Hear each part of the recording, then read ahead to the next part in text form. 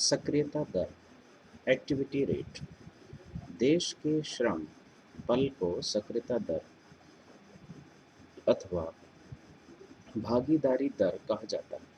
यह प्रतिशत में होता है तथा देश की कुल आबादी का हमेशा एक अनुपात होता है। आर्थिक रूप से सक्रिय जनसंख्या यह दर अलग-अलग देशों में भिन्न होती है तथा कई कारकों पर निर्भर करती है, जैसे विद्यालय छोड़ने की उम्र, सेवानिवृत्ति की उम्र, उच्च शिक्षा की लोकप्रियता, सामाजिक प्रथाएं, रोजगार के अवसर इत्यादि। एडीआर एडीआर का अर्थ है अमेरिकी न्यासी रसीद, अमेरिकन डिपॉजिटरी रिसिप्ट, जिसके द्वारा अमेरिकी निवेशक गैर अमेरिकी कंपनियों के शेयरों में निवेश कर सकते हैं जिनका व्यापार अमेरिकी शेयर बाजार में नहीं होता है। वस्तुतः अमेरिकी दलाल विदेशी कंपनियों के शेयरों को खरीदते हैं, जैसे इन्फोसिस के शेयरों को अमेरिकी दलाल इन शेयरों को अपने ग्राहकों के नाम पर खरीदते हैं। फलस्वरूप एडीआर अमेरिकी शेयर बाजारों में सूचीबद्ध हो जाते हैं। एडीआर प्रवर्तित तथा अप्रवर्तित होते हैं। प्रवर्तित एडीआर में कंपनी सक्रिय रूप से भाग लेती है। अमेरिका में एडीआर की शुरुआत सबसे पहले 1920 के दशक में की गई। कई भारतीय कंपनियों ने भी एडीआर का उपयोग किया। कभी-कभी एडीआर तथा एडीएस का प्रयोग एक दूसरे के लिए किया जाता है। एडीआर के अंतर्गत व्यक्तियों के शेयरों और एडीएस अमेरिकन डिपॉजिटरी शेयर्स अथवा अमेरिकी न्यासी शेयर कहा जाता है। ऐसी कंपनियां जो एडीआर जारी करते हैं उन्हें अमेरिकी बाजार में प्रवेश करने का अवसर मिलता है। इस तरह कंपनी अतिरिक्त राजस्व जुटा सकती है। अमेरिकी निवेशकों के लिए एडीआर ऐसी कंपनियों में निवेश करने का अवसर प्रदान करता है जो अमेरिकी शेयर बाजार में सूचीबद्ध नहीं होती। अगला है एडीएस। एडीएस कन्वर्जन ऑफर, परिवर्तन प्रस्ताव। एडीएस परिवर्तन प्रस्ताव किसी कंपनी के स्थानीय शेयरों को अमेरिकी न्यासी शेयरों में परिवर्तित किया जाना एडीएस परिवर्तन प्रस्ताव कहलाता है। इसका संचालन निवेश बैंक करते हैं, खासकर बड़े निवेश बैंक जिन्हें भारतीय तथा अंतर्राष्ट्रीय बाजार का अनुभव होता है। ऐसे प्रस्ताव स्थानीय निवेशकों के शेयर को एडीएस में परिवर्तित करते हैं ताकि उन्हें अमेरिकी बाजार में बेचा जा सके। अमेरिकी बाजार में बेचे गए शेयरों से हुए लाभ को इस प्रक्रिया में हुए खर्च को काटकर भारतीय निवेशकों को रुपए के रूप में वितरित कर दिया जाता है। कंपनी नए शेयर जारी नहीं करते हैं, वर्तमान शेयरों को ही एडीएस में परिवर्तित कर दिया जाता है। इस तरह की योजना का प्रस्ताव भारतीय तथा अमेरिकी बाजार में सूचीबद्ध कंपनियों द्वारा ही किया जा सकता है, जैसा कि कई बड़ी भारतीय कंपनियों के मामले में है।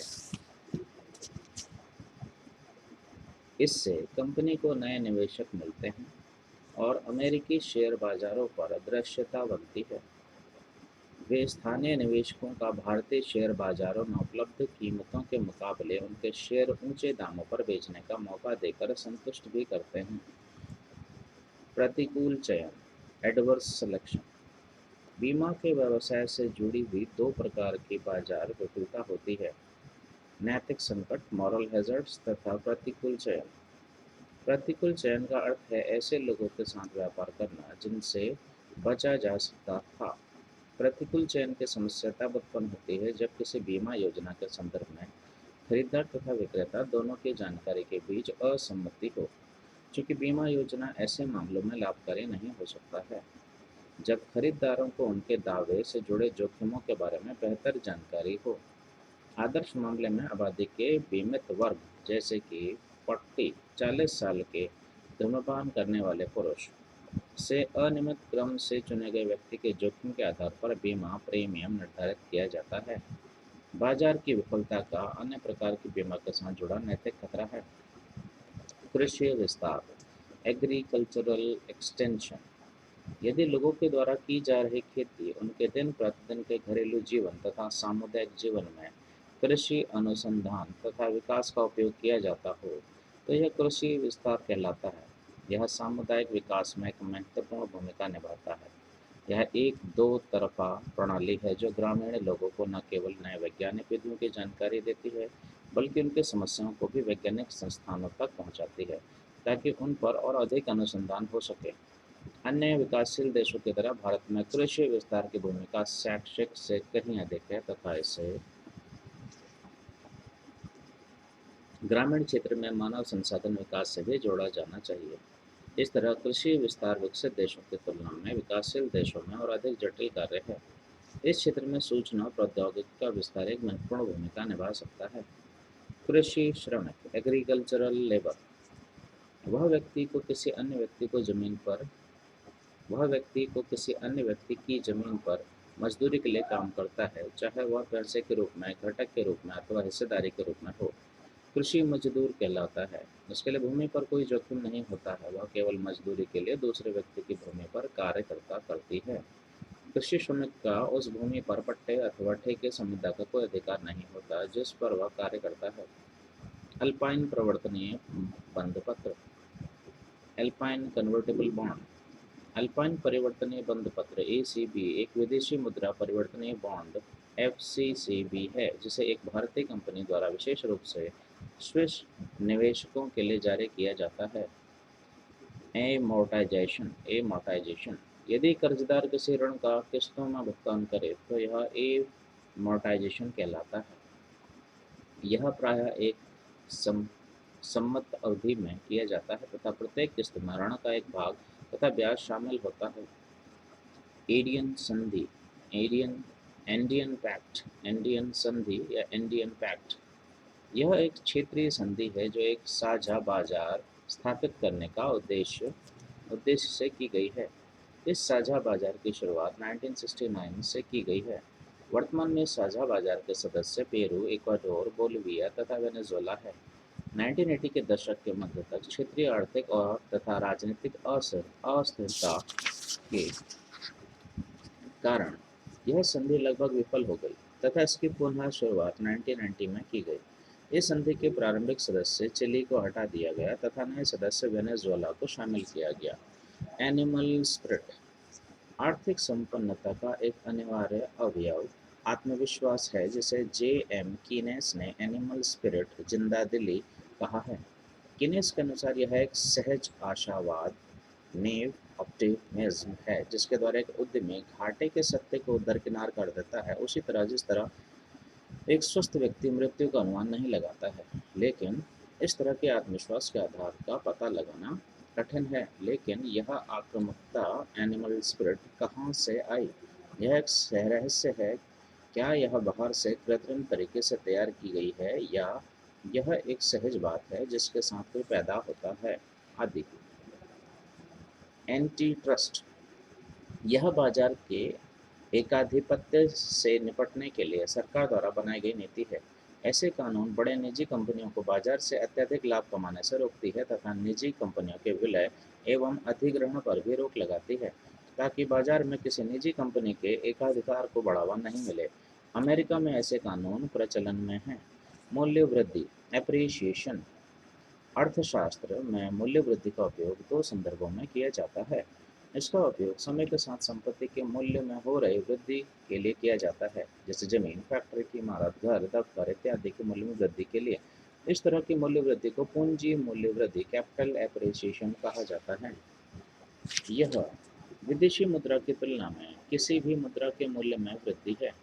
इस प्रकार की मूल्य वृद्धि बाजार आधारित होती है। यदि अर्थव्यवस्था मुक्त मुद्रा विनिमय दर प्रणाली floating currency exchange rate system प्रदान करे तो। विभाजन, आर्बिट्रेज, एक ही समय में अलग अलग बाजारों में एक उत्पाद की कीमतों में अंतर से मुनाफा कमाना आर्बिट्रेज है। उदाहरण के लिए, एक ही समय में अलग अलग बाजारों में एक उत्पाद की कीमतों में अंतर से मुनाफा कमाना आर्बिट्रेज है। उदाहरण के लिए विभिन्न बाजारों अर्थव्यवस्था में किसी उत्पाद वित्तीय प्रतिभूति जैसे बॉन्ड्स या विदेशी मुद्रा की खरीद और बिक्री, जैसा कि भूमंडलीकरण सीमाओं के पार दुनिया भर में वस्तुओं और सेवाओं के चलन को बढ़ावा दे रहा है। आर्बिट्रेज आज प्रचलित है। आर्बिट्रेज से बचने के लिए विश्व व्यापार संगठन के सदस्य देश यानी भूमंडलीकरण की प्रक्रिया के अधिकृत देश एक जैसी आर्थिक नीतियां और अंतर्राष्ट्रीय स्तर पर एक जैसे मौके देने के लिए बाध्य है। परिसंपत्ति पुनर्निर्माण कंपनी एआरसी। परिसंपत्ति पुनर्निर्माण company assets reconstruction companies ARC बैंकों तथा वित्तीय संस्थानों से गैर निष्पादनकारी परिसंपत्तियां नॉन परफॉर्मिंग एसेट्स प्राप्त करते हैं, जिसके साथ साथ अदेशाई प्रतिभूतियां भी होती हैं, जिन्हें कर्जदार द्वारा उधारदाताओं साहूकारों के पास बंधक के रूप में रखा जाता है। इसके उपरांत परिसंपत्ति पुनर्निर्माण कंपनियां बैंकों से प्राप्त किए गए ऐसे गैर निष्पादनकारी परिसंपत्ति का प्रबंधन करने की कोशिश करती हैं। परिसंपत्ति को पुनर्निर्मित करने के लिए ऐसी कंपनियां अतिरिक्त निधि का प्रबंधन कर सकती हैं। यदि पुनर्निर्माण संभव नहीं हो तथा कर्जदार ऋण की अदायगी नहीं करता है तो ऐसी स्थिति में कंपनी प्राप्त की गई परिसंपत्तियों को बेच भी सकती है। हालांकि एआरसी का मूल सिद्धांत पर कहीं एक ही खराब कर्ज का अर्जन कर उसका समाधान करना, लेकिन एआरसी के स्वामित्व को लेकर अंतर होता है। सार्वजनिक या निजी एशियाई संकट के पश्चात इंडोनेशिया, कोरिया, मलेशिया तथा थाईलैंड जैसे देशों ने सरकार के स्वामित्व एवं वित्तीयन वाली एआरसी को अपनाया, जबकि फिलीपींस ने निजी एआरसी को। भारत में भी निजी क्षेत्र वाले एआरसी गैर सरकारी तौर पर स्थापित किए जाते हैं, प्रायः बैंकिंग क्षेत्र के एवं अन्य निवेशकों के सहयोग से। भारत ने बहुलित एआरसी को भी अपनाया है, जिससे खराब कर्ज के बेहतर मूल्य निर्धारण में मदद मिलती है। आरबीआई ने पहले ही 3 एआरसी के लिए लाइसेंस जारी कर किया है तथा कुछ अन्य बैंक एआरसी को शुरू करने पर विचार कर रहे हैं। ARC NPA non performing assets का वास्तविक विक्रय ट्रू सेल के माध्यम से अर्जन करते हैं, यानी कि एक बार जब एनपीए की बिक्री हो जाती है, विक्रयकर्ता की उसमें कोई रुचि नहीं रह जाती। एआरसी वित्तीय आस्तियों का प्रतिभूतिकरण तथा प्रतिभूति एवं पुनर्निर्माण हित प्रवर्तन अधिनियम 2002, Securitization and Reconstruction of Financial Assets and Enforcement of Security Interest Act SARF AESI act के ही उत्पाद हैं। इसी अधिनियम से उन्हें शाश्वत समाधान की शक्ति प्राप्त होती है। परिसंपत्ति एसेट्स। किसी व्यक्ति अथवा कंपनी के पास मौजूद ऐसी कोई भी चीज़ जिसका मौद्रिक मूल्य हो परिसंपत्ति कहलाता है।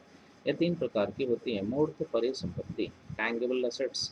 ऐसी परिसंपत्तियां जिन्हें देखा, छुआ तथा अनुभव किया जा सकता है, जैसे भूमि, भवन, मशीनरी, उपभोक्ता वस्तुएं, रेफ्रिजरेटर, कार, टीवी, रेडियो इत्यादि। इन परिसंपत्तियों का भौतिक रूप होता है, उन्हें टैंगिबल एसेट्स यानी मूर्त परिसंपत्ति कहा जाता है।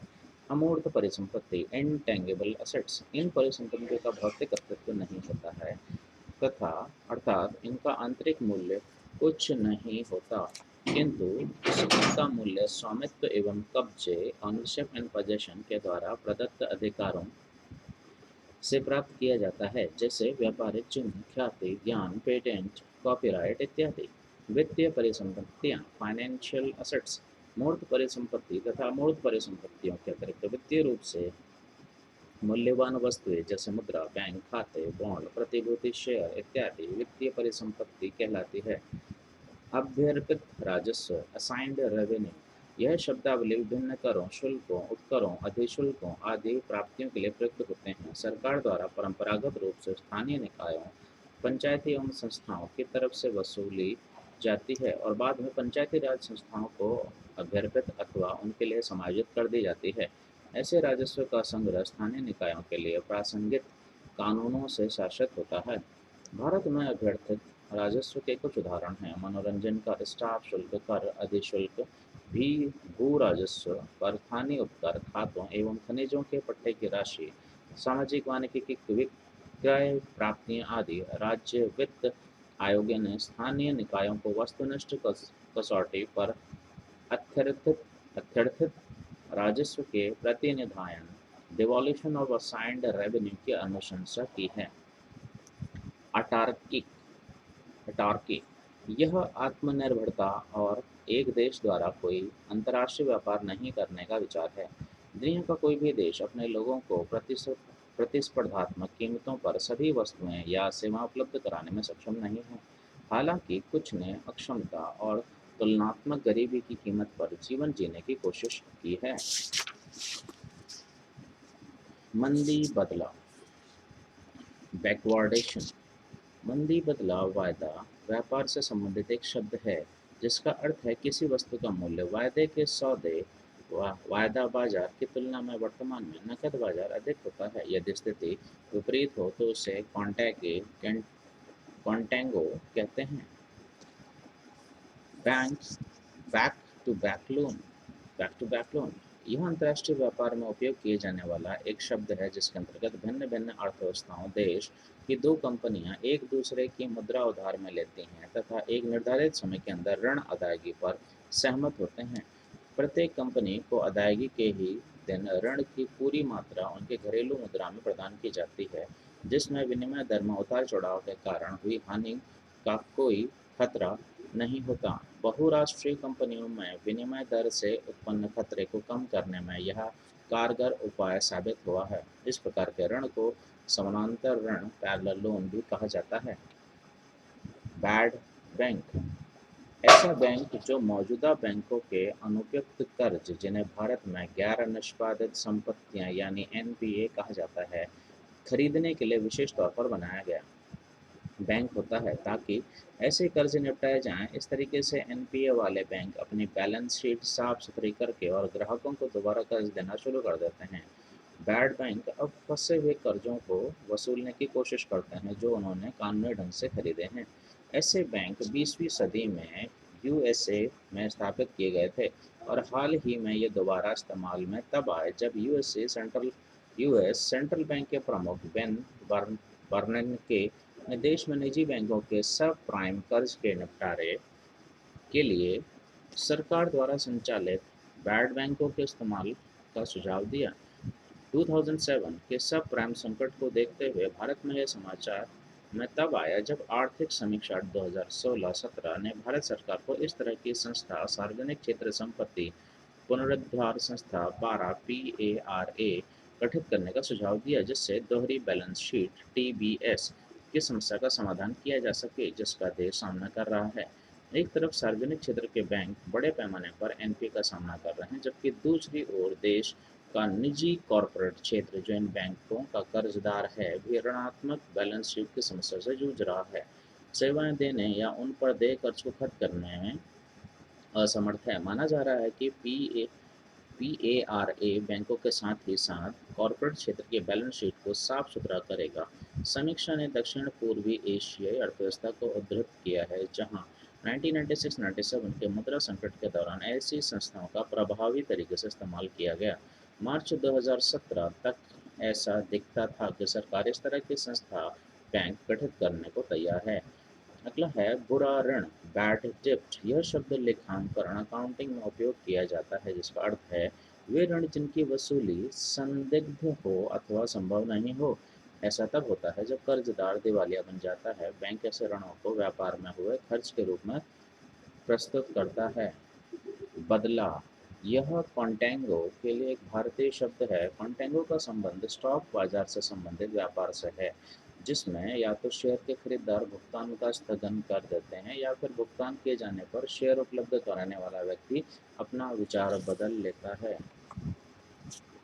संतुलित बजट, बैलेंस्ड बजट। संतुलित बजट एक ऐसा बजट है जिसमें सरकार का कुल व्यय, करों तथा अन्य आय के समान होता है। अधिकांश सरकारें असंतुलित बजट प्रस्तुत करती हैं। घाटा बजट, डेफिसिट बजट अथवा अधिशेष बजट, सरप्लस बजट। इसमें या तो सरकारी व्यय, करों तथा अन्य आय से अधिक होता है, घाटा बजट, या फिर उनसे कम, अधिशेष बजट। इस प्रकार के बजट आर्थिक क्रियाकलापों को नियंत्रित करते हैं। भुगतान संतुलन, बैलेंस ऑफ पेमेंट, ये यह किसी भी अर्थव्यवस्था का एक तुलन पत्र, बैलेंस शीट होता है जो विश्व भर से उस देश के हुए सभी सौदों को दर्शाता है। यह प्रत्येक वर्ष तैयार किया जाता है तथा इसका परिकलन लेखांकन के सिद्धांतों के अनुसार ही होता है। इसे भुगतान संतुलन यानी बैलेंस ऑफ पेमेंट कहते हैं। बलून भुगतान, बैलन पेमेंट। यदि किसी कर्ज ऋण का अंतिम भुगतान पिछले भुगतान से अधिक हो तो वह बलून भुगतान कहलाता है। स्थान आधारित मूल्य व्यवस्था, बेसिक पॉइंट प्राइस सिस्टम, यह मूल्य निर्धारण की एक विधि है जिसमें किसी एक उत्पाद के लिए भिन्न भिन्न जगहों के उपभोक्ताओं के लिए भिन्न भिन्न मूल्य होता है। यदि उपभोक्ता नज़दीक हो तो उत्पाद सस्ता होता है। दरअसल उत्पाद का मूल्य परिवहन व्यय पर आधारित होता है। बेलवेदर स्टॉक एक ऐसा शेयर जो संपूर्ण शेयर बाजार की स्थिति को दर्शाता है। शेयर बाजार से जुड़े विशेषज्ञ प्राय ऐसे शेयरों का लेखा जोखा रखते हैं तथा भविष्य में इस बाजार में होने वाले उतार चढ़ाव का अनुमान लगाते हैं। वित्तीय निरीक्षण बोर्ड बीएफएस भारतीय वित्तीय व्यवस्था की निगरानी एवं निरीक्षण के उद्देश्य से रिजर्व बैंक द्वारा वित्तीय निरीक्षण बोर्ड की स्थापना नवंबर 1994 में की गई। यह बोर्ड वाणिज्यिक बैंकों, गैर बैंकिंग वित्तीय कंपनी एनबीएफसीएस, वित्तीय संस्थानों, प्राथमिक विक्रेताओं तथा भारतीय समाशोधन corporation, clearing corporation of India CCI का निरीक्षण करता है। ब्लैक स्कूल्स वित्तीय वित्तपत्रों तथा विकल्पों के मूल्य निर्धारण के लिए बनाया गया सूत्र, जिसके कारण संयुक्त राज्य अमेरिका में 1970 के दशक की शुरुआत में उनमें तेज गति में वृद्धि संभव हुई। मारोन स्कूल्स तथा रॉबर्ट मर्टोन को इस सूत्र के लिए अर्थशास्त्र का नोबेल पुरस्कार भी प्रदान किया गया। इस समय तक उनके इस सहयोगी फिशर ब्लैक 1995 की मृत्यु हो चुकी थी। बॉन्ड बॉन्ड अथवा बंधपत्र सरकार तथा निजी कंपनियों द्वारा जारी किए जाते हैं। यह लंबी अवधि के ऋण लेने के घटक स्वरूप जारी किए जाते हैं। इन्हें जारी करने वाले संस्थान धारकों को एक निश्चित दर से ब्याज देते हैं जिसे कूपन कहा जाता है। सामान्यतः बॉन्डों की एक भुगतान तिथि मैच्योरिटी पीरियड होती है। यद्यपि कुछ बॉन्डों की निश्चित परिपक्वता अवधि अथवा भुगतान तिथि नहीं होती है, जिन्हें चिरस्थायी बॉन्ड अथवा परपेचुअल बॉन्ड कहा जाता है। बॉन्डों को सुरक्षित संपार्श्व व कोलेट्रल द्वारा रखा जाता है जो अचल संपत्ति के रूप में होता है।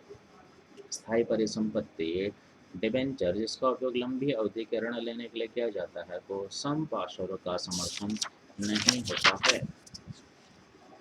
बुक बिल्डिंग यह किसी कंपनी के इक्विटी शेयरों का सार्वजनिक प्रस्ताव होता है। इस प्रक्रिया में कंपनी द्वारा निर्धारित मूल्य सीमा में निवेशकों द्वारा लगाई गई बोली को एकत्र किया जाता है। शेयरों के जारी किए जाने वाले मूल्य का निर्धारण बोली लगाने की अवधि समाप्त होने पर किया जाता है तथा यह इस बात पर निर्भर करता है कि विभिन्न मूल्यों पर बोली की संख्या कितनी थी। वैसी कंपनी जिसे शुरुआती सार्वजनिक प्रस्ताव इनिशियल पब्लिक ऑफर जारी करना होता है, एक व्यापारिक बैंकर को बुक रनर के रूप में नियुक्त करती है। कंपनी एक ऐसी विवरणिका जारी करती है जिसमें कंपनी के पूरे व्यवसाय का विवरण दिया जाता है तथा भविष्य की योजनाओं का उल्लेख किया जाता है। इस विवरणिका में शेयरों के मूल्यों का जिक्र नहीं होता है। एक निश्चित अवधि को बोली लगाने की अवधि के रूप में निर्धारित किया जाता है। बुक रनर एक ऐसी मांग पुस्तक ऑर्डर बुक तैयार करता है जिसमें शेयरों की मांग तथा निवेशकों की बोली का विवरण होता है। बुक रनर तथा कंपनी शेयरों के मूल्यों का निर्धारण करते हैं तथा प्रत्येक सदस्य को शेयर आवंटन किए जाने पर निर्णय लेते हैं। ब्रैकेट क्रीप मुद्रास्फीति के कारण आय में बढ़ोतरी होने से महंगाई भत्ता बढ़ने के कारण लोगों की आय बढ़ जाती है। लोग आयकर के उच्च वर्ग में आ जाते हैं जबकि उनकी स्थिति पहले से बदतर हो जाती है क्योंकि उनकी वास्तविक आय में वृद्धि नहीं होती तथा उनकी निस्तारणीय आय यानी कर भुगतान के बाद वास्तविक आय दरअसल घट जाती है। यह प्रक्रिया ब्रैकेट क्रीप कहलाती है। बृहत आधार वाला फंड ब्रॉड बेस्ड फंड यह निधि फंड भारत के बाहर स्थापित की गई थी जिसमें कम से कम 20 निवेशक हैं और किसी भी निवेशक के पास 49% से अधिक इसके शेयर या यूनिट नहीं है। यदि बृहत आधार वाले फंड का सांस्थानिक निवेशक है तो इसके लिए आवश्यक नहीं कि इसके 20 निवेशक हों। पुनः अगर कोई सांस्थानिक निवेशक है जिसके पास 49% से अधिक शेयर हैं तो उस स्थिति में वह निवेशक ही ब्रॉड बेस्ड फंड बन जाता है।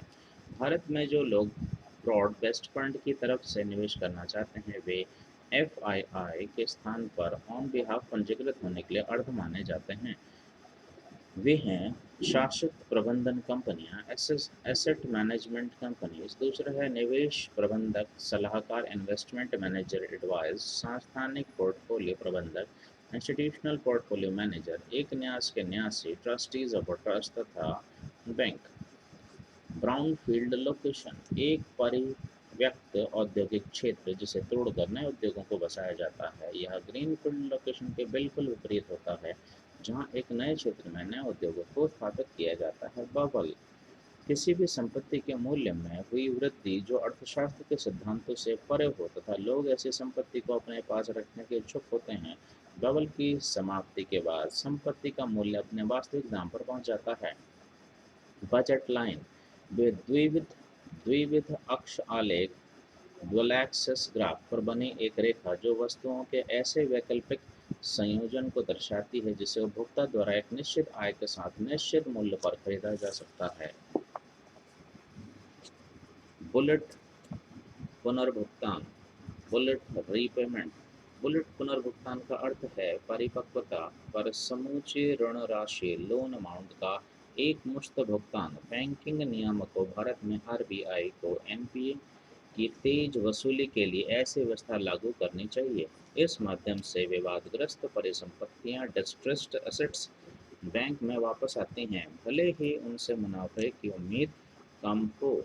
इस आशय की घोषणा आरबीआई ने 2014-15 में की थी, जिसमें स्वर्णाभूषणों आदि के एवज में दिए गए कर्ज के बुलेट पुनर्भुगतान की अनुमति दी गई, बशर्ते उसका उपयोग कृषि छोड़कर अन्य उद्देश्यों के लिए किया गया हो। सर्राफा बुलियन बुलियन बहुमूल्य धातु जैसे सोना, चांदी तथा प्लेटिनम का व्यापार निवेश के उद्देश्य के लिए सिल्लियों तथा सिक्कों के रूप में किया जाता है तथा आभूषण बनाने में इनका उपयोग धातु बेस मेटल के रूप में किया जाता है। व्यावसायिक चक्र बिजनेस साइकिल। इस शीर्षक से संबंधित अध्याय देखें। व्यस्त एवं मंद मौसम busy and slack season. Bharat के लिए व्यस्त मौसम नवंबर से अप्रैल के मध्य होता है। इस अवधि के दौरान अत्यधिक कृषि कार्यकलाप होते हैं, खासतौर पर खरीफ फसल के बाद, जिसका प्रभाव अर्थव्यवस्था के बैंकिंग प्रक्रिया तथा औद्योगिक क्षेत्र पर पड़ता है। इसी कारण से इसे व्यस्त मौसम कहा जाता है। भारतीय अर्थव्यवस्था का मंद मौसम स्लैक सीजन मई से अक्टूबर के बीच होता है, जिस दौरान कृषि कार्यकलापों में कमी आने के कारण बैंकिंग तथा औद्योगिक क्षेत्र पर भी असर पड़ता है। भारतीय अर्थव्यवस्था में मई के आरंभ से सितंबर के अंत तक शुष्क मौसम रहता है, जबकि अक्टूबर के आरंभ से अप्रैल तक अप्रैल के अंत तक व्यस्त मौसम होता है। शुष्क मौसम में फसल की रोपाई होती है, खेती-बाड़ी तथा इससे संबंधित व्यवसाय धीमे रहते हैं तथा पिछले व्यस्त मौसम के लिए गए कर्जों की अदायगी का भी यही समय होता है।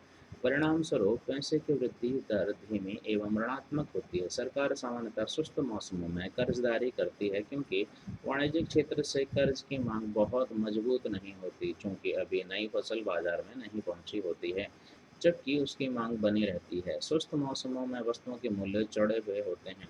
अक्टूबर से व्यस्त मौसम शुरू होता है तथा कृषि और औद्योगिक उत्पादन उच्च स्तर पर रहता है, चूंकि नई फसल बाजार में पहुंचती है और आपूर्ति की स्थिति सुधरती है, इसलिए मूल्य भी उतार पर होते हैं। मौसम बाजार के फसल की पहुंच में मौसमी अंतर के कारण पूरे वर्ष दाम में उतार चढ़ाव बना रहता है, जबकि मांग लगभग स्थिर बनी रहती है। लेकिन उपरोक्त परिपाटी में हाल के वर्षों में भारी बदलाव हुआ है।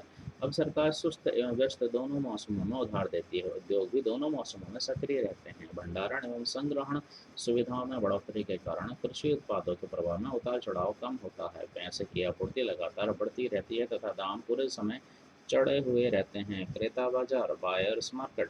जब किसी वस्तु की मांग कम होती है तथा आपूर्ति अधिक होती है, तो विक्रेता की तुलना में क्रेता बेहतर स्थिति में होता है। ऐसे बाजार को क्रेता बाजार कहते हैं। खरीद बायआउट्स। कंपनियों की खरीद में निजी इक्विटी